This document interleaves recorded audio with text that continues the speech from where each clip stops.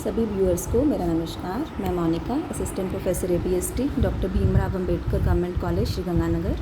आज की income tax की इस क्लास में आप सभी का स्वागत करती हूँ। जैसा कि हम पे स्केल को डिस्कस कर रहे थे लास्ट लेक्चर में, तो आज हम उसी पे स्केल के कुछ एक न्यूमेरिकल क्वेश्चंस देखेंगे कि पे स्केल क्या होता है और उससे हम किस तरह से बेसिक सैलरी फाइंड आउट करते हैं, उसके बारे में हम चर्चा करेंगे। तो एक एग्जाम्पल आपके सामने स्क्रीन पर डिस्प्ले हो रहा है। इस एग्जाम्पल को मैं पढ़ देती हूँ एक बार आपके लिए। 1 जनवरी 2014 को कविता ने 8,500, 13,700, 20,000 के पे स्केल में नौकरी प्रारंभ की। असेसमेंट ईयर 2020-21 में उसकी बेसिक सैलरी आपको बतानी है यदि वह एक सरकारी कर्मचारी है और यदि वह एक गैर सरकारी कर्मचारी है। फिर क्वेश्चन को फिर से करना है।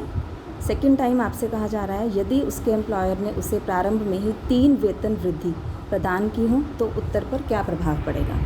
तो देखिए, जैसा कि क्वेश्चन में आप देख रहे हैं कि जो इसने सर्विस ज्वाइन करी है वो 1 जनवरी 2014 को करी है और जब इसने प्रारंभिक वेतन जो है इसका 8,000 है, तो 1 जनवरी 2014 से लेकर 31 दिसंबर 2015 तक इसकी जो सैलरी है, बेसिक सैलरी, वो 8,000 रहेगी। उसके बाद इसकी सर्विस का 1 साल कंप्लीट होने पर इसको 500 का एक इंक्रीमेंट मिलेगा। इट मीन्स 1 जनवरी 2015 टू 31 दिसंबर 2015 जो इसकी सैलरी है दैट विल बी 8,500 और इसी तरह से 500 का इंक्रीमेंट कंटिन्यू रहेगा जब तक कि ये सैलरी 13,000 तक नहीं पहुंच जाए। आफ्टरवर्ड्स ये जो इंक्रीमेंट है वो 700 का हो जाएगा और तब तक लगता रहेगा जब तक कि ये 20,000 नहीं हो जाए, जब तक कि 20,000 नहीं हो जाए। ठीक है, तो अभी हमको इसको सॉल्व करना है। सबसे पहले हम computation of basic salary for the assessment year 2020-21 के लिए एक स्टेटमेंट सॉर्ट ऑफ बना लेंगे। तो ये आपका सॉल्यूशन है, लेकिन इससे पहले हमें एक वर्किंग नोट देखना होगा। वर्किंग नोट में जो चीज़ मैंने आपको अभी बताई वही चीज़ मैंने यहाँ लिख रखी है कि 1 जनवरी 2014 से 31 दिसंबर 2014 का जो इसका मूल वेतन है वो 8,000 रहेगा। फिर जब इसकी जॉब को 1 साल कंप्लीट हो जाएगा, मींस ऑन 1 जनवरी 2015 इसको 500 का एक इंक्रीमेंट मिलेगा।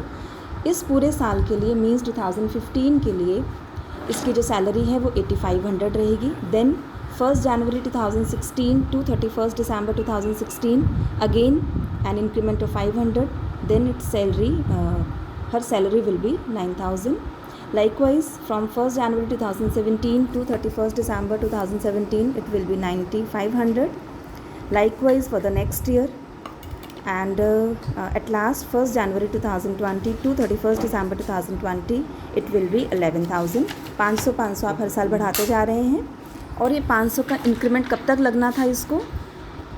ये 500 का इंक्रीमेंट इसको तब तक लगने वाला था जब तक कि इसकी जो सैलरी है वो 13,000 तक ना पहुंच जाए। तो अभी इसकी सैलरी 13,000 तक नहीं पहुंची है। इट मीन्स 700 वाला अभी इसको नहीं मिलेगा इंक्रीमेंट, 500 पर ही इसका चलता रहेगा। तो इस तरह से रफली आपको वर्किंग नोट में ये चीज़ें फाइंड आउट कर लेनी है। Now come to the statement. So in first point we are discussing when she is a government employee. अगर वो एक गवर्नमेंट एम्प्लॉई हैं तो आप जानते हैं कि जो गवर्नमेंट एम्प्लॉयज़ का जो वेतन होता है वो मार्च से लेकर फरवरी तक का टैक्सेबल होता है। ये हम पहले बात कर चुके हैं उपार्जन के बारे में। तो आपको देखना है कि मार्च 2019 यानी कि गत वर्ष की मैं अगर बात करूँ 19-20 की, तो गवर्नमेंट एम्प्लॉई के लिए जो प्रीवियस ईयर यानी कि जो गत वर्ष है वो शुरू होगा मार्च 2019 से और ये कब तक होगा? फरवरी 2020 तक, राइट? मार्च 2019 टू फरवरी 2020। अब इस ड्यूरेशन में इसका जो बेसिक सैलरी है वो सेम नहीं रहा। जो अभी हमने वर्किंग नोट प्रिपेयर करा है आप उसमें देख सकते हैं कि 1 जनवरी 2018 से लेकर 31 दिसंबर 2018 तक तो इनकी सैलरी 10,000 रही है, उसके बाद 10,500। तो आप देखिए जो हमारे ये मंथ्स हैं मार्च 2019 टू दिसंबर 2019, इन मंथ्स में इसकी सैलरी कितनी रही है? 10,500। So for 10 months 10,500 multiplied by 10, March to December आप मंथ्स कैलकुलेट कर लीजिए, 10 महीने हो रहे हैं। तो 10 महीने तक इसको बेसिक सैलरी जो मिली वो है 1,05,000। देन फ्रॉम जनवरी 2020 टू फरवरी 2020, क्योंकि हमारे गत वर्ष के ये जो 2 महीने हैं जनवरी और फरवरी, ये इसके 11,000 वाली बेसिक सैलरी में जा रहे हैं। तो इसके लिए आपको 11,000 मल्टीप्लाइड बाय 2, तो आपका ये 22,000 इन 2 महीनों का वेतन हो जाएगा। तो if she is a government employee, her total basic salary will be 1,27,000, right. Now we are talking about when she is a non government employee. Non government employees के लिए जो वेतन कर योग्य होगा वो अप्रैल टू मार्च होगा, ये हम पहले बात कर चुके हैं। मीन्स अप्रैल 2019 टू मार्च 2020 इसके लिए प्रीवियस ईयर रहेगा, और इस अवधि के दौरान इसकी जो सैलरी रही वो हमें यहाँ पर लेनी है। तो अप्रैल से दिसंबर 2019 के बीच जो इसकी सैलरी रही है वो है 10,500। So we should calculate it for 9 months। 10,500 multiplied by 9, it will be 94,500। Sorry, मैंने इसको नीचे लिख दिया है। और इसके बाद आपको ले लेना है जनवरी टू मार्च 2020, क्योंकि जनवरी में उसको एक इंक्रीमेंट और लग गया था। मीन्स उसकी सैलरी 11,000 बेसिक सैलरी हो गई थी। तो 3 months के लिए 11,000 multiplied by 3, it will B 33,000।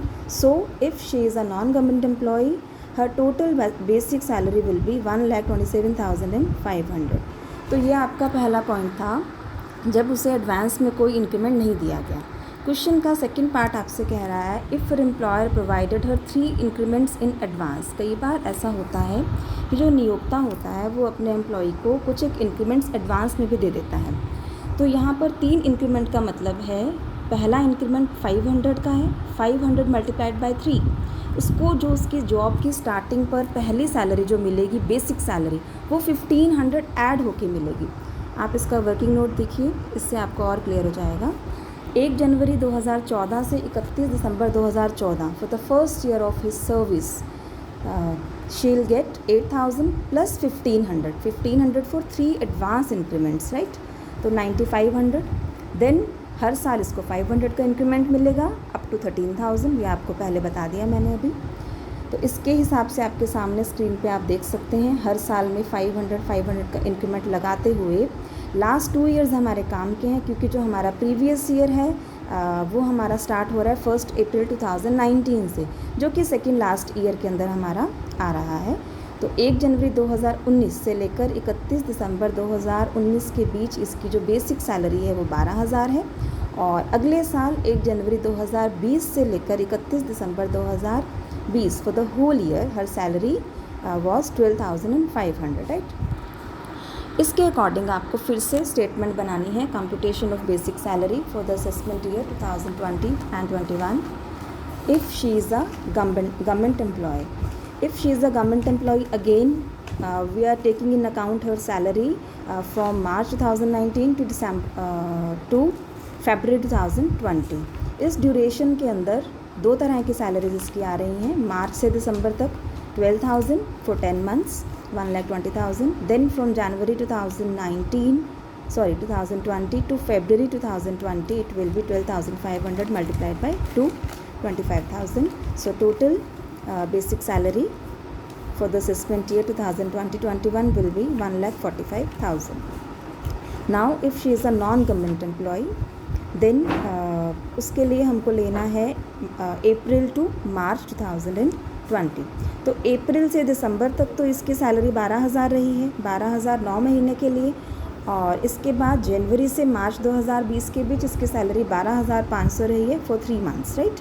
तो 37,500 ये हो गया, और अप्रैल से दिसंबर का 1,08,000, total will be 1,45,500 her total basic salary for the assessment year 2020-21 और से फॉर द प्रीवियस ईयर 2019-20। तो इस तरह से आपको फाइंड आउट करना है। ये वर्किंग नोट्स पहले बनाए जाते हैं और उसके बिहाफ पर, उसके बेसिस पर हम ये स्टेटमेंट जो है प्रिपेयर करते हैं। सरकारी कर्मचारी की दशा में वेतन मार्च 2019 से फरवरी 2020 तक टैक्सेबल होगा, जब गैर सरकारी कर्मचारी की दशा में ये वेतन जो है अप्रैल 2019 से मार्च 2020 तक कर योग्य होगा। तो ये मैंने आपकी सुविधा के लिए लिख दिया है, हालांकि बता दिया आपको पहले। एक छोटा सा एग्जाम्पल अब और हम यहाँ पर देख लेते हैं। श्री सुरेश की जो नियुक्ति है 1 अगस्त 2012 को एक निजी कंपनी में हुई है 2,000, 200, 4,000, 250, 8,000 के वेतनमान में, और इसका जो इनिशियल सैलरी है दैट इज़ 3200। ध्यान दीजिएगा, जो वेतनमान है वो शुरू 2000 से हो रहा है, लेकिन जैसा कि मैंने पहले बताया एम्प्लॉयर चाहे तो उसकी बेसिक सैलरी को कुछ बढ़ाकर भी उसको शुरुआत में दे सकता है। तो 3200 इसकी इनिशियल सैलरी है। गत वर्ष 2018-19 में उन्होंने अप्रैल और मई 2019 का जो सैलरी है उसको 31 मार्च को अग्रिम ले लिया। तो ध्यान दीजिए 2018-19 में उन्होंने ऐसा वेतन अग्रिम ले लिया जो कि 2019-20 में एक्रूड होता, या जो वहाँ पर देय होता। देय अभी अगले साल है, प्राप्ति पहले हो गई। इसके बारे में भी हम पहले बात कर चुके हैं कि प्राप्ति और देय दोनों में से जो घटना पहले घटित हो जाती है उसी के अकॉर्डिंग हम उसी वर्ष में टैक्स लगा देते हैं। तो गत वर्ष 2018-19 में उन्हें नेक्स्ट ईयर जो एक्रूड होने वाला था वो सैलरी रिसीव हो गई, तो रिसीवल पहले हो गया, प्राप्ति पहले हो गई। तो प्राप्ति के बेसिस पर 2018-19 में इस अप्रैल और मई की जो इनको सैलरी एडवांस रिसीव हुई है इस पर भी टैक्स लगेगा। देन गत वर्ष 19-20 में उनके एम्प्लॉयर ने 10,000 का उनको एक लोन दिया और 5 मंथ्स मीन्स अप्रैल 2020 टू अगस्त 2020 की सैलरी स्कूटर परचेज करने हेतु एडवांस दी। फिर से एडवांस सैलरी का पॉइंट आ रहा है। देखिए 19-20 में जो इनको ये सैलरी एडवांस मिल रही है एक्चुअली ये 2021 यानी कि 2020-2021 में ड्यू होगी, लेकिन रिसीवल पहले हो गया, प्राप्ति पहले हो गई। तो ये चीज़ मैंने आपको लास्ट वीडियो में भी बताई थी कि एक्रूअल या रिसीवल दोनों में से जो इंसिडेंट, जो घटना पहले घटित हो जाएगी उसी के बेसिस पर टैक्स लगेगा। लेकिन दूसरी बात जो यहाँ पर इम्पॉर्टेंट है इसी के साथ एज वेल एज कि अगर एक बार हमने रिसीवल बेसिस पर टैक्स लगा दिया तो दोबारा जब वो सैलरी ड्यू होगी इन नेक्स्ट ईयर और कभी भी उसके बाद, तो तब उसके ऊपर टैक्स फिर से नहीं लगेगा। दोनों में से जो इंसिडेंट पहले घटित होगा उसके आधार पर आपको टैक्स लगाना है, लेकिन दोबारा दूसरी घटना के घटित होने पर टैक्स फिर से नहीं लगेगा। ये मोस्ट इम्पॉर्टेंट पॉइंट है यहाँ पर हमारा। तो अब हम इसके सॉल्यूशन पर बात करते हैं। लास्ट क्वेश्चन के ही जैसे आपको यहाँ स्टेटमेंट बना लेनी है। Basic salary of mister Suresh for the assessment year 2020-21। इस स्टेटमेंट के लिए पहले हमको वर्किंग नोट बनाना पड़ेगा, जिसमें हमको ये देखना है कि इसकी सैलरी डिफरेंट ईयर्स में कितनी रही। 1 अप्रैल 2012 से 31 जुलाई 2012 के बीच, यानी फॉर द फर्स्ट ईयर पूरे 1 साल तक इसकी सैलरी 3200 रुपये थी, क्योंकि इसके एम्प्लॉयर ने इसको जो ज्वाइन करवाया है 3200 पे ज्वाइन करवाया है। देन उसको 200 का हर साल इंक्रीमेंट मिलता है जब तक कि उसकी सैलरी 4000 पर नहीं पहुंच जाती। अप टू 4000 इसको 200 मिलेगा, एंड जब वो 4000 पर पहुंच जाएगी उसकी basic pay, then he will gate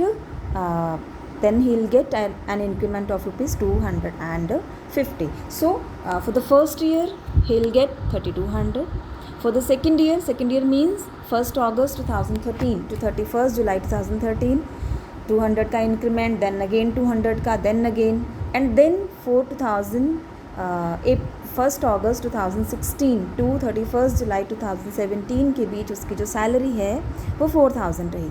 अब 4000 के बाद जो नेक्स्ट इंक्रीमेंट था वेतनमान में, मैंने आपको बताया था, वेतनमान आप फिर से देख सकते हैं। इसका वेतनमान है 2000, 200, 4000 एंड आफ्टर 4000 इंक्रीमेंट जो है वो 250 का, राइट। तो 4000 के बाद आप 250 बढ़ा दीजिए, 4250। फिर 1 अगस्त 2018 से 31 जुलाई 19 के बीच 4500 हो गई, 250 फिर से बढ़ गया। और 1 अगस्त 2019 से लेकर 31 जुलाई 2020 के बीच 4750 हो गई, ठीक है।